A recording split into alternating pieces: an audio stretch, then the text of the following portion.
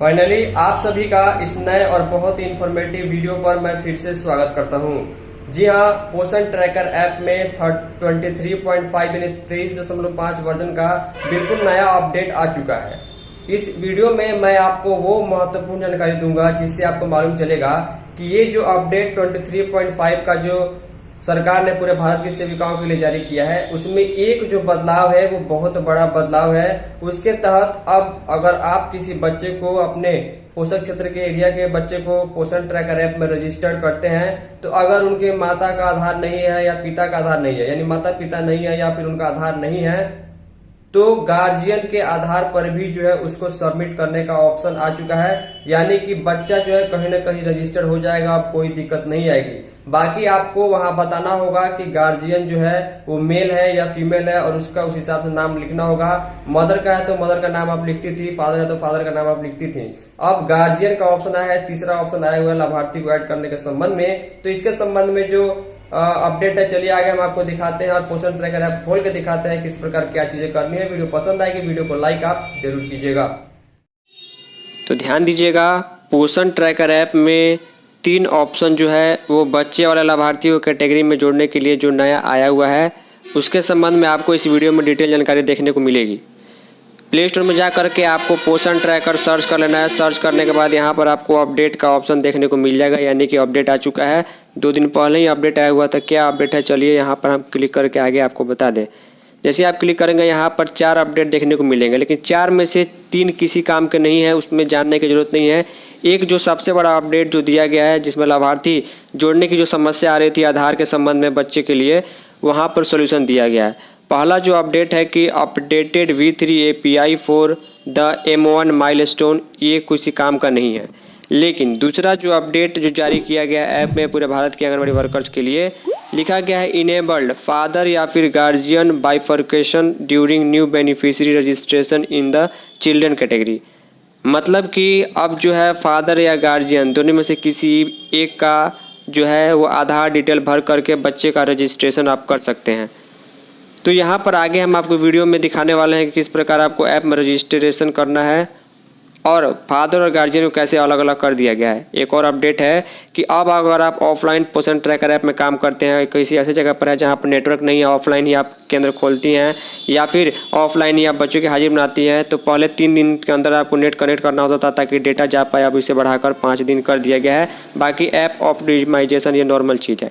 नीचे आते हैं, यहाँ पर देखिए वर्जन जो है वो 23.5 का यहाँ पर आपको देखने को मिल जा रहा है। तो चलिए इस ऐप को हम अपडेट पर क्लिक करते हैं और उसके बाद जब अपडेट होता है तो आगे ओपन करके आपको दिखा देते हैं। तो ध्यान दीजिएगा, यहाँ से पूरे वीडियो को ध्यान से देखिएगा। मैंने पोषण ट्रैकर ऐप को अपडेट करके जो है लॉगिन करके यहाँ पर आपके सामने डैशबोर्ड ओपन कर दिया है। जो सबसे बड़ा अपडेट आया हुआ है कि बच्चे वाले लाभार्थी कैटेगरी में आप 3 ऑप्शन से जो है लाभार्थी को, बच्चे को ऐड कर सकते हैं। माता पिता या फिर गार्जियन में उसके दादा दादी या फिर उसके अभिभावक के आधार से भी उसको रजिस्टर कर पाइएगा।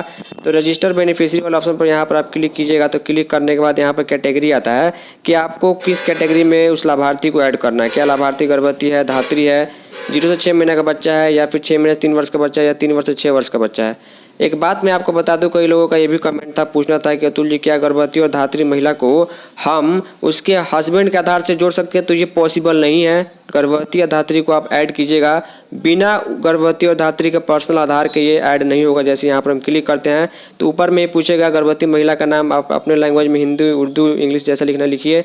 उसके बाद आधार नंबर जो है उस महिला का ही लगेगा, ठीक ऐसे ही धात्री में भी लगेगा। लेकिन अगर बात करें बच्चों के संबंध में, तो रजिस्टर बेनिफिशियरीज पर आप क्लिक कीजिएगा। क्लिक करने के बाद ये जो 3 कैटेगरी आपको दिखाई दे रहा है, 0 से 6 महीने का बच्चा, 6 महीने से 3 वर्ष का बच्चा, या फिर 3 वर्ष से 6 वर्ष का बच्चा, इन तीनों कैटेगरी में जो है आप लाभार्थी यानी बच्चे का माता, बच्चे के पिता या फिर उनमें से उनके दादा दादी या अभिभावक के आधार से रजिस्टर कर पाइएगा। एग्जाम्पल दिखाने के लिए अगर आप यहाँ पर क्लिक कीजिएगा, 6 महीने 3 वर्ष के बच्चे को मान के चलिए मुझे ऐड करना है, तो यहाँ पर बच्चे का नाम पूछेगा। बच्चे का नाम आपको अपने लैंग्वेज में लिख देना है। पूछेगा क्या बच्चे के पास आधार नंबर है, तो मैक्सिमम छोटे बच्चे के पास आधार नंबर नहीं रहता है, तो यहाँ पर लिखता है कि does child does not have Aadhaar, तो आपको यस करना है, यानी कि हाँ बच्चे के पास आधार नहीं है। यस पर आप क्लिक कीजिएगा तो यहाँ पर बोलेगा कि आधार नंबर ऑफ मदर, पहले मदर को ही प्रेफरेंस दिया जाता है।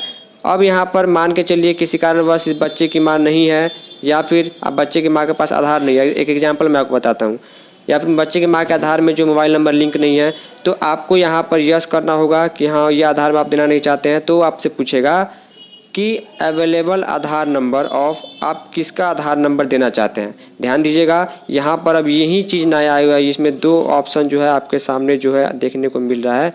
इसमें जो है पूछ रहा है कि जो आधार अवेलेबल है आपके पास, माता का नहीं है और बच्चा का नहीं है, तो किसका है? क्या उस बच्चे का फादर का है या फिर उस बच्चे का गार्जियन का है?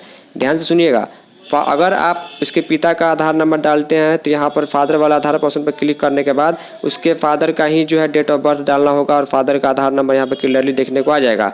लेकिन अगर मान के चलिए फादर के अभी आधार नहीं है, या फिर बच्चा या बच्ची अनाथ है, माता पिता कोई नहीं है, तो उसके जो पालन पोषण करने वाले जो गार्जियन है, दादा दादी चाचा चाची या भाई बहन जो भी हैं, तो अगर उनका आधार है तो आप गार्जियन वाला ऑप्शन पर क्लिक कीजिएगा। तो क्लिक करते यहाँ पर गार्जियन का नाम पूछेगा, और माफ़ कीजिएगा गार्जियन का आधार नंबर पूछेगा, गार्जियन का डेट ऑफ बर्थ पूछेगा। इसके अलावा नीचे आने के बाद गार्जियन का यहाँ पर नाम पूछेगा। कहीं भी आपको फादर और गार्जियन एक साथ देखने को नहीं मिलेगा जैसे कि पहले देखने को मिलता था। तो ये बड़ा अपडेट है, मदर या फिर फादर या फिर गार्जियन, तीनों ऑप्शन में से किसी को आप आधार नंबर से जोड़ करके बच्चे को रजिस्टर कर सकते हैं। तो महत्वपूर्ण जानकारी, तो उम्मीद करूँगा कुछ चीज़ें समझ में आई होगी। इसके अलावा और कोई अपडेट ज़्यादा महत्वपूर्ण नहीं है। फाइनली इस इन्फॉर्मेटिव और यूजफुल वीडियो में इतना ही। तब तक के लिए धन्यवाद।